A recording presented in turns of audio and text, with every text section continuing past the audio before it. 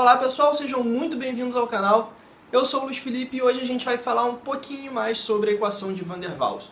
A gente vai ver por que essa equação ela falha em determinadas situações e como é que a gente pode contornar isso. Além do mais, a gente vai definir também o que vem a ser o ponto crítico de uma substância e o que é um fluido supercrítico. No meio disso tudo, a gente vai falar um pouquinho sobre algumas coisinhas a mais. Então, se você ficou curioso, vem comigo que no caminho eu explico. Como a gente já viu antes, a equação de Van der Waals se comporta de uma maneira meio esquisita quando é usada para prever os resultados da pressão num experimento de compressão isotérmica. Ela diz que, num certo momento, a compressão do gás causa uma queda na sua pressão, o que definitivamente não é esperado. Esse comportamento é representado por essas ondulações aqui no gráfico. Agora, além disso, ela também diz que conforme a gente vai aumentando a temperatura na qual essa compressão está sendo realizada, essas ondulações vão sendo suavizadas, até que para altas temperaturas as isotermas se comportam como uma hipérbole, conforme a lei de Boyle. Para saber o que de fato acontece, a gente precisa fazer esse experimento. No caso, a gente vai analisar os resultados de alguém que fez esse experimento com o dióxido de carbono. Aqui nessa figura, a gente tem várias isotermas obtidas experimentalmente. Como que essas isotermas são obtidas? A gente coloca uma quantidade do gás dentro de um recipiente, sendo que uma das paredes desse recipiente é móvel, o que permite a gente alterar o volume desse recipiente e, consequentemente, o volume ocupado pelo gás. Essa parede móvel a gente chama de pistão. Daí, toda vez que a gente alterar o volume, a gente mede a pressão do gás. Lembrando que a temperatura é mantida constante. Vamos escolher uma isoterma para focar aqui. Por exemplo, essa isoterma de 20 graus Celsius. Bom, a gente vê que ao comprimir esse gás, a pressão aumenta, conforme já era de se esperar. Mas a gente também vê que existe uma região dessa isoterma experimental para a qual, apesar de ter compressão do gás, a pressão dele não se altera. Ou seja, o experimento mostra que alguma coisa inesperada está acontecendo nessa região.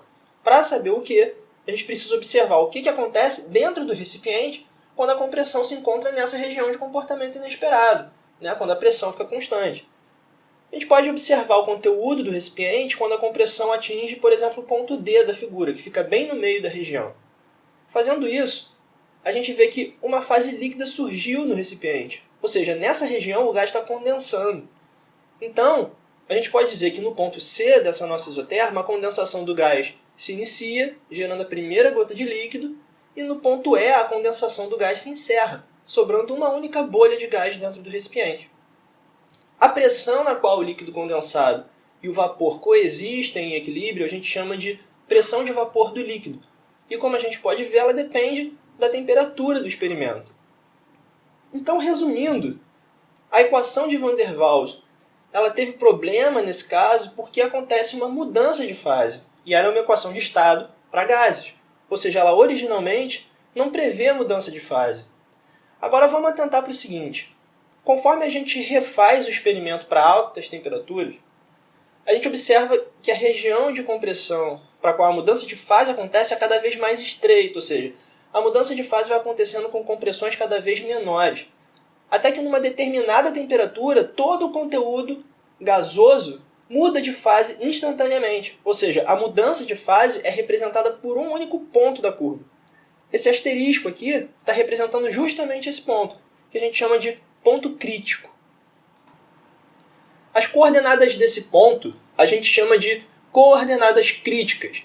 Pressão crítica, temperatura crítica e volume crítico. O mais bizarro é que nesse ponto, todo o conteúdo do recipiente muda de um gás para uma espécie de névoa, que por definição é um gás, já que ocupa todo o volume do recipiente.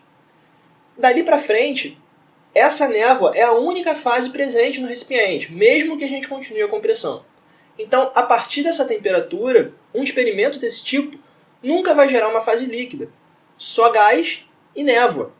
Essa névoa é o que a gente chama de fluido supercrítico. Agora, o mais interessante disso tudo é o seguinte. Se a gente olhar a isoterma crítica, a gente vê que o ponto crítico acontece num ponto de inflexão da curva com inclinação nula. Ou seja, a primeira e a segunda derivada da equação tem que ser iguais a zero nesse ponto. Beleza. A gente sabe que a equação de Van der Waals ela é bichada, e ela não prevê a mudança de fase, Mas se a gente usar essa condição de inflexão com inclinação nula, junto com a equação de Van der Waals, a gente consegue calcular as coordenadas críticas de um gás e, com elas, o fator de compressibilidade desse gás no ponto crítico. Um fato curioso é que esse fator de compressibilidade crítico não depende da natureza do gás, segundo o modelo de Van der Waals. Ele é uma constante igual a aproximadamente 0,375 para qualquer que seja o gás. Agora, pasme, para muitos gases, o fator de compressibilidade crítico fica justamente em torno de 0,3. Dorme com um barulho desse. Bom, agora a pergunta de $1 milhão. Como é que a gente dribla as anomalias da equação de Van der Waals se a gente precisar determinar o estado de uma substância em uma compressão isotérmica? A resposta é a boa e velha gambiarra. O que a gente costuma fazer é o seguinte: escolher uma reta horizontal que corte a isoterma de Van der Waals, de maneira que as áreas das ondulações acima e abaixo dessa reta sejam iguais. Daí, a gente simplesmente apaga essas ondulações e deixa a reta horizontal ligando as duas partes originais da curva, como se nada tivesse acontecido.